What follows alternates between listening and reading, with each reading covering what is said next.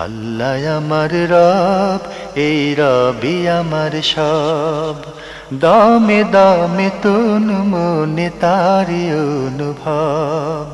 তোমার দুনিয়াতে আমি যেদিকে তাকাই, অথই নিয়ামতে ডুবে আছি সবাই। পাক পাখালির গানে শুনি তসবি কলো রব, তসবি কলো রব। আল্লাহ আমার রব, এই রবি আমার সব। আসসালামু আলাইকুম। প্রিয় দর্শক, আপনারা যারা দেশে আছেন প্রবাসে, সবাইকে জানাই অনেক অনেক প্রীতি ও শুভেচ্ছা। শুরু হলো এনটিভি আয়োজিত এবং লাভ হলো নিবেদিত অনুষ্ঠান আপনার জিজ্ঞাসা। আপনাদের সাথে আছি আমি জয়নুল আবেদিন আজাদ। আর আপনাদের মনে জাগা প্রশ্নের জিজ্ঞাসার জবাব দিচ্ছেন বিশিষ্ট আলেম ডক্টর মোহাম্মদ সাইফুল্লাহ। আসসালামু আলাইকুম ওয়া রাহমাতুল্লাহি ওয়া বারাকাতুহু।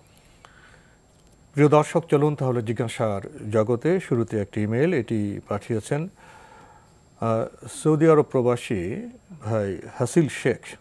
লিখেছেন, রিয়াজুল জান্নাত কি এবং সেখানে যাওয়ার ফজিলত কি? ধন্যবাদ। সৌদি আরব থেকে এক ভাই প্রশ্ন করেছেন রিয়াজুল জান্নাত কি।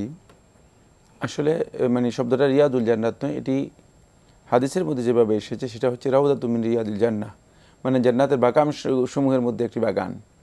রওদা বাগানকে বলা হয় থাকে গার্ডেন, রিয়াদ হচ্ছে রওদায়ের বহুবচন।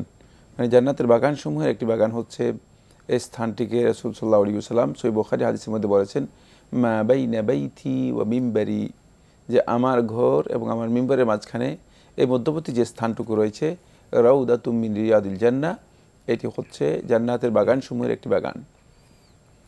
এই হাদিসটি আমরা সনদের দিক থেকে বিশুদ্ধ এবং গ্রহণযোগ্য হাদিস। এই হাদিসটি আমাদেরকে বুঝতে হবে যে হাদিসে আসলে কি বোঝানো হয়েছে, তাৎপর্যটা কি বা কি বোঝানো হয়েছে।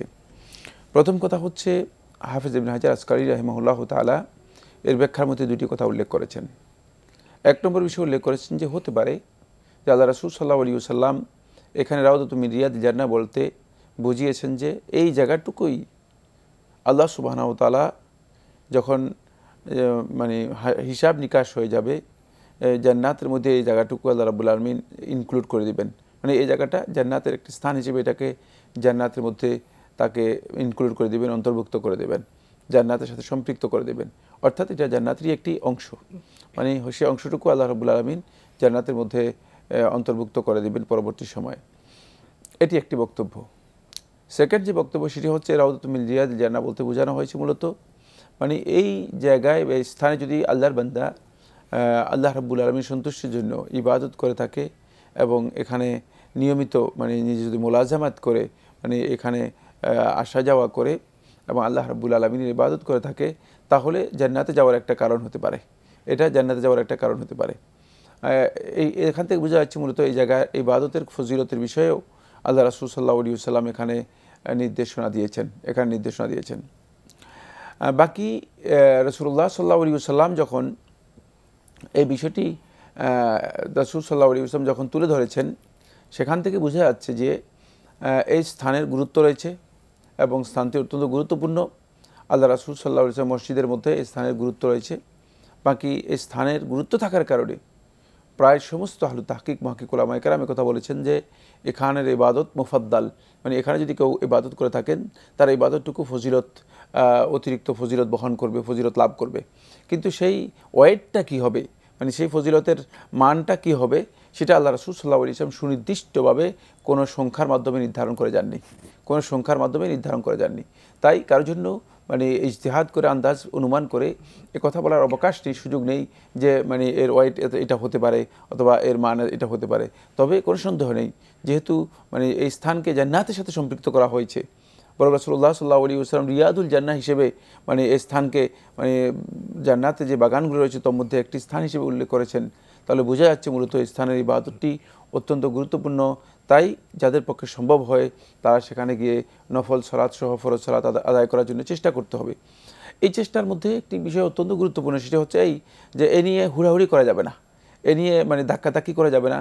দেখা যায় অনেককে মানে এখানে সালাত আদায় করার জন্য, এখানে 2 রাকাত নফল সালাত আদায় করার জন্য দেখা যাচ্ছে অনেকে কষ্ট দিয়ে থাকেন বা অনেক ধরনের হুড়াহুড়ি করে থাকেন, যেটি মানে মোটেও বাঞ্ছিত নয়, বরং এটি অবাঞ্ছিত কাজ, গর্হিত কাজ। আল্লাহর বান্দাদেরকে কষ্ট দিয়ে সেখানে ইবাদত করার বিষয়টি মূলত হাদিস দ্বারা সাব্যস্ত হয়নি। আর এখানে একটি গুরুত্বপূর্ণ বিষয় আমি দিক নির্দেশনা দিতে চাই, সেটি হচ্ছে এই হাদিস তো রাসূলুল্লাহ সাল্লাল্লাহু আলাইহি ওয়াসাল্লাম সাহাবাদের মাঝেই বলেছেন, কোনো সন্দেহ নেই। সাহাবায়ে কেরামের সময় থেকে আরম্ভ করে পরবর্তী সাহাবীদের পরবর্তী যুগ, তাবিদের যুগ, তাবিদের পরবর্তী যুগ, তবে তাবিদের যুগ, আমরা দেখেছি যে সেখানে সলফে সালেহিনগণ আমল করেছেন, কিন্তু সলফে সালেহিনগণ এই স্থানে আমলের জন্য মানে এমন কোনো অবস্থান নেই যে অবস্থানটা মনে হচ্ছে যেন মানে যুদ্ধেন্দেহী অবস্থান অথবা মানে একটা অস্বাভাবিক অবস্থান। এই ধরনের অস্বাভাবিক অবস্থান মূলত সাহাবায়ে কেরামের এখানে পাওয়া যায় না। ফলে আমরা মনে করব বা এটা আমরা মানে বুঝাতে চাচ্ছি যেটা, সেটা হচ্ছে এই যে এখান থেকে এটা আমাদের উপলব্ধি করার বিষয় রয়েছে, সেটা হলো যে যেখানে সাহাবায়ে কেরাম এই ধরনের হুড়াহুড়ি করেন নাই, মানে এই স্থানে সালাত আদায়ের জন্য এত অতিরিক্ত মানে কাজ করেন নাই, সেখানে উচিত হচ্ছে যথাসম্ভব চেষ্টা করা সালাত আদায় করার জন্য। কিন্তু যদি আপনি আদায় করতে না পারলেন তাহলে এর জন্য আপনাকে অতিরিক্ত করার প্রয়োজন নেই, যেহেতু আল্লাহ নবী সাল্লাল্লাহু আলাইহি ওয়াসাল্লাম যদি মানে এখানে মানে এভাবে অতিরিক্ত মানে করার প্রয়োজন হতো তাহলে অবশ্যই রাসূলুল্লাহ সাল্লাল্লাহু আলাইহি ওয়াসাল্লাম এই বিষয়ে দিক নির্দেশনা দিতেন। সেই দিক নির্দেশনা আল্লাহ রাসূল সাল্লাল্লাহু আলাইহি ওয়াসাল্লাম স্পষ্টভাবে হাদিসের মধ্যে দেননি। আপনার বক্তব্য থেকে রিয়াজুল জান্নাতে সেখানে যাওয়া আচরণ কেমন হবে আমরা একটা দিক নির্দেশনা পেলাম। তো মূল কথা হলো যে রিয়াজুল জান্নাত একটি গুরুত্বপূর্ণ জায়গা, সেখানে ইবাদতের ফজিলত আছে। জি জি, আমরা এই যে আকাঙ্ক্ষা আছে আমরা সেখানে যাওয়ার চেষ্টা করবো, চেষ্টা থাকবে, কিন্তু চেষ্টাটা হবে শৃঙ্খলাপূর্ণ। জি জি, যারা সেখানে তো বীর তো হবে, যেহেতু যেহেতু প্রত্যেকের আকাঙ্ক্ষা আছে, জায়গা ছোট, আমরা যাওয়ার চেষ্টা করবো সুশৃঙ্খলভাবে। ওখানে যারা যাওয়ার সুযোগ পেয়েছি তারা অনেকক্ষণ বসে থাকবো না, অন্য ভাইদেরকে আবার সুযোগ দেওয়ার চেষ্টা করতে হবে। নিজের নামাজটা পড়ে বা নফল নামাজটা পড়ে আমরা বেরিয়ে যেতে পারি, একটু ভারসাম্য থাকতে হবে। জি জি, আমরা খুবই গুরুত্বপূর্ণ বিষয়ে অবগত হলাম। প্রিয় দর্শক, ভাই হাসিল শেখ আপনি আরও লিখেছেন, একজন মুসলমান আরেকজন মুসলমানের সঙ্গে মারামারি করে বোমা বারুদ নিয়ে, তখন আমার কি করণীয়? একজন মুসলমান আরেকজন মুসলমানের সাথে বোমা বারুদ নিয়ে মারামারি করে কি বুঝাতে চেয়েছেন আসলে? এটাই তো দুজন মুসলমান যখন সংঘর্ষে লিপ্ত হয়, উপকরণ লাঠি হতে পারে, পিস্তল হতে পারে, বোমা বারুদও হতে পারে। জি জি, এই যে দুজন মুসলমান যখন পরস্পর মারামারিতে যুক্ত হয়ে যায় তখন আরেকজন মুসলিম হিসেবে ওনার কি করণীয় হতে পারে? না, অপর মুসলিম ব্যক্তি মানে যদি এই দুজনের মধ্যে সমাধান করার জন্য চেষ্টা করেন তাহলে এটি তার জন্য উত্তম। অথবা দুইজনকে মানে এই ধরনের গর্হিত কাজ থেকে বিরত রাখার জন্য তার যদি কোনো স্কোপ থাকে, সুযোগ থাকে, তিনি সেই কাজটি করবেন, সেই প্রচেষ্টাটি করবেন।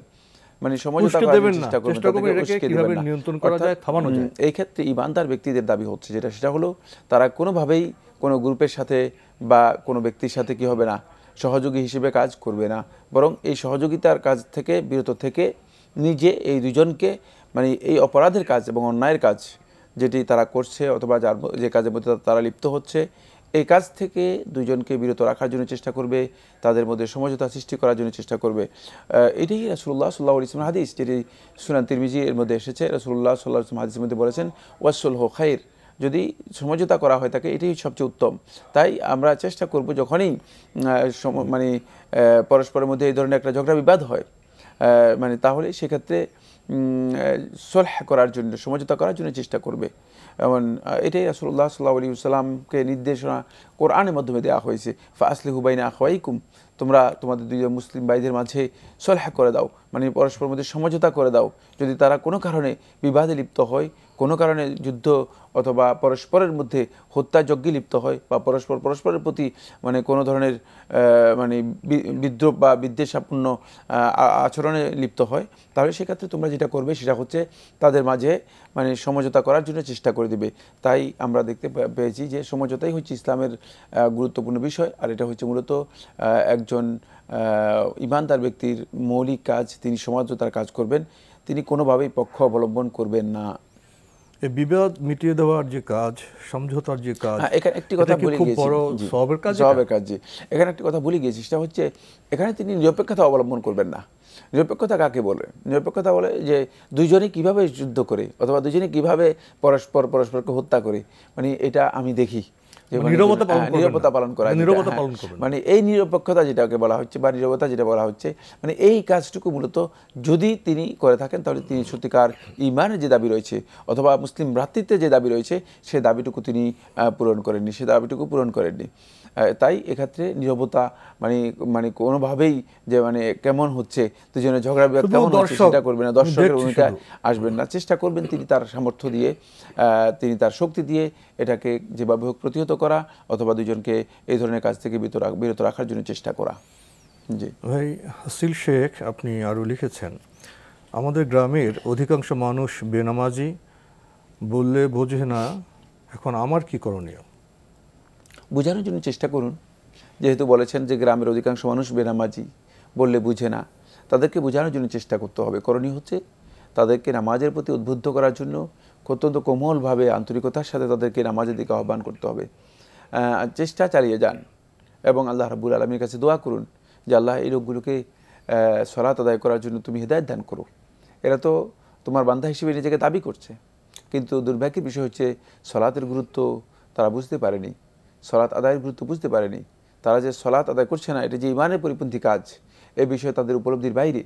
সুতরাং তাদের মধ্যে এই উপলব্ধির জ্ঞান দাও এবং তাদের মধ্যে এই চেতনা তৈরি করে তারা যাতে নিয়মিত সালাত আদায় করতে পারে। তাই এই কাজটি আপনি আল্লাহ তাআলার কাছে দোয়া করবেন এবং নিয়মিত কাজ হচ্ছে তাদেরকে সালাতের জন্য বুঝাবেন। আপনার অতিরিক্ত কাজ নেই। আমরা অনেকেই দেখা যায় যে যারা সালাত আদায় করে না, মানে বেনামাজি হওয়ার কারণে তাদের সাথে কটাক্ষ করা, তাদের সাথে দুর্ব্যবহার করা, যে বেনামাজি ব্যক্তি জাহান্নামী, এই ধরনের কাজ মানে এটা সঙ্গত নয়, উচিত নয়। জি ভাই হাসিল শেখ, আপনার ইমেল পড়ছিলাম, আপনি শেষে লিখেছেন, আমি বাড়িতে বলি মিলাদ কিয়াম এবং কবরে মুরগি মানত, ছাগল মানত, এগুলি বিদআত, তোমরা এগুলি করো না, তারপরেও করে, এখন আমার কি করণীয়? একই কথাই আমরা মানে আগে যে প্রশ্নের উত্তর দিয়েছিলাম সেই প্রশ্নের সাথে এই প্রশ্নের চেষ্টা করতে হবে, লোকদেরকে বুঝাতে হবে। মানে এর অতিরিক্ত করণীয় কিছুই নেই। আপনি জোর করে কাউকে হেদায়েত দিতে পারবেন না। হেদায়েতের বিষয়টি আল্লাহ সুবহানাহু ওয়া তাআলা তার কাছে রেখে দিয়েছেন। সুতরাং তাদেরকে বুঝাতে হবে এই বিষয়গুলো। আর বুঝানোর বিষয়টি মূলত দলিল ভিত্তিক হওয়া উচিত। আমরা যখন কোনো বিষয় অথেন্টিকলি মানুষদেরকে বুঝাবো, দলিল ভিত্তিক বুঝাবো, তখন মানুষ আসলে এটাকে মানে এতে কনভিন্স হবে, মানুষ এটাকে অ্যাকসেপ্ট করার জন্য মানুষের অন্তরের মধ্যে একটা মানে আকাঙ্ক্ষা তৈরি হবে বা এর প্রতি একটা অনুরাগ তৈরি হবে। আসলে মানে শুধুমাত্র মিলাদ বেদাত, শুধুমাত্র মানে এটি বেদাত, শুধুমাত্র এই কাজ করবেন না, এটা হারাম, মানে এইভাবে যদি আমরা লোকদেরকে বুঝাতে যাই, মানে এই বোঝানোর পদ্ধতি মূলত এটা বোঝানো নয়।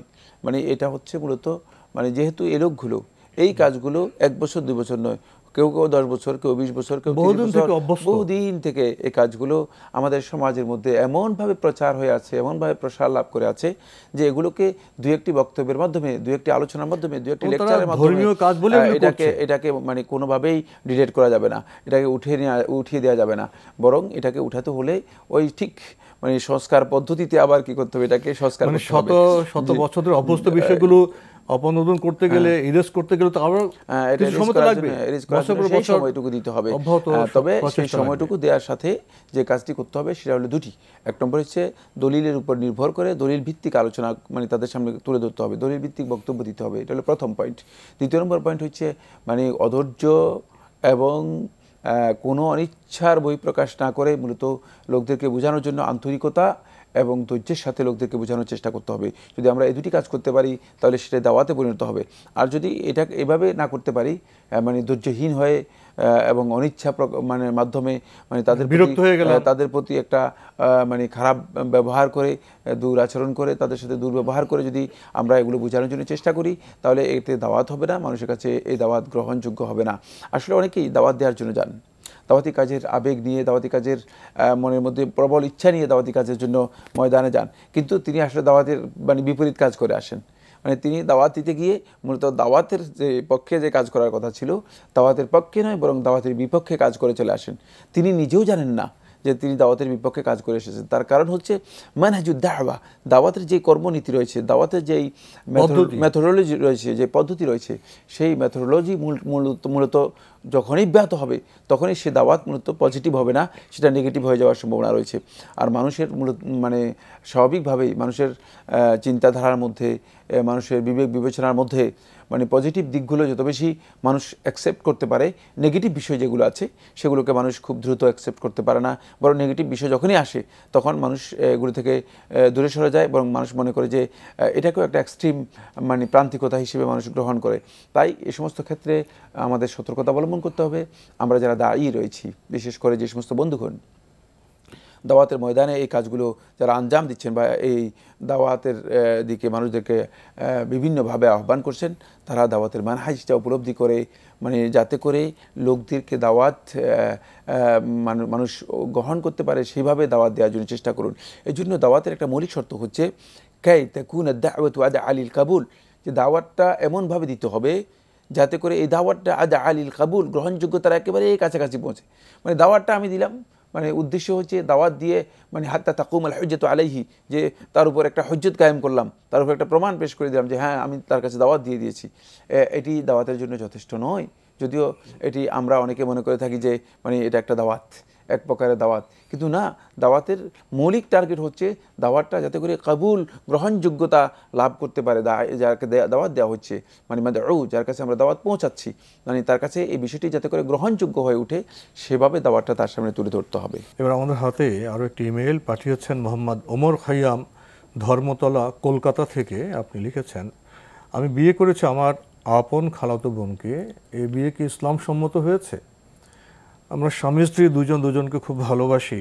আমরা মজা করে মাঝে মাঝে দুষ্টুমি করে আমার স্ত্রীকে বোন বলে ডাকে, ও আমাকে ভাই বলে ডাকে। এতে কি গুনাহ হয়? ধন্যবাদ এই ভাইকে, ধর্মতলা থেকে প্রশ্ন করেছেন। তিনি তার খালাতো বোনকে বিয়ে করেছেন। তো প্রশ্ন কেন আসছে জানি না। এটি তো মানে বিয়ে করা জায়েজ রয়েছে এবং খালাতো বোন কোনোভাবেই মানে মুহাররামাতের মধ্যে, যাদেরকে বিয়ে করা হারাম তাদের মধ্যে অন্তর্ভুক্ত নয়। খালাতো বোনকে বিয়ে করা জায়েজ, আপনি বিয়ে করেছেন। আর যদি দুষ্টুমি করে ভাই বোন ডাকেন এতেও কোনো অসুবিধা নেই, যেহেতু খালাতো বোন তো বোনই, কোনো সন্দেহ নেই। সুতরাং সেক্ষেত্রে কোনো ধরনের সমস্যা নেই, এটি জায়েজ। এ নিয়ে আপনি কোনো অস্থিরতার কোনো কারণ নেই। জি, আপনি আরো লিখেছেন, আমার স্ত্রীর চেহারা স্বভাব আমার নানির মতো। যেমন আমার নানা নানিকে কিছু খেতে দিলে খেতে চায় না, উল্টো তার স্বামীকে খাওয়ায়। আমার স্ত্রীও সেরকম। সে কারণে মাঝে মাঝে দুষ্টুমি করে আমার স্ত্রীকে আমি নানি বলি, সে আমাকে নানা বলে। এতে কি গুনাহ হবে? এই ভাইয়ের প্রশ্ন মানে অদ্ভুত প্রশ্ন করেছেন। স্ত্রীকে দুষ্টুমি করে নানি বলা, মানে এটা আসলে মানে দুষ্টুমি মজা এগুলো নাজায়েজ কিছুই নয়। মানে তবে ওই যেটা আপনি বলেছেন, এটাকে আরবি ভাষায় বলা হয় থাকে মিজাহ, মানে এটা হলো মজাক করা অথবা একটু ঠাট্টা করা, মানে কোনো বিষয় নিয়ে মানে একটা কৌতুকের মতো করা, মানে এটি না জায়েজ নয়, পরস্পরের মধ্যে জায়েজ রয়েছে, কিন্তু এই ক্ষেত্রে সীমালঙ্ঘন জায়েজ নেই। আর ইয়াকুন হাক্কান, দুটি কথা, মানে দুটি শর্ত অত্যন্ত গুরুত্বপূর্ণ। একটা হচ্ছে সীমালঙ্ঘন করা যাবে না, সীমালঙ্ঘন করার কোনো সুযোগের মধ্যে নেই, জায়েজ নেই। যদি আপনি সীমালঙ্ঘন করে যান তাহলে এটা মানে আপনার মানে মানে হিতে বিপরীত হবে। সুতরাং এটা সীমালঙ্ঘন করা। দ্বিতীয় হচ্ছে আইয়াকুনা হাক্কান, সেটা হক হতে হবে, মানে সত্য হতে হবে, সত্যের বাইরে যাওয়ার কোনো সুযোগ নেই, সত্যের বাইরে যাওয়ার সুযোগ নেই। সুতরাং এই সতর্কতা অবলম্বন করে যদি কেউ পরস্পরের মধ্যে মুলাআবা করে, মানে পরস্পরের মধ্যে মজা করে, ঠাট্টা বিদ্রূপ করে, হাসি তামাশা করে, এটি ইসলামী শরীয়তের মধ্যে জায়েজ।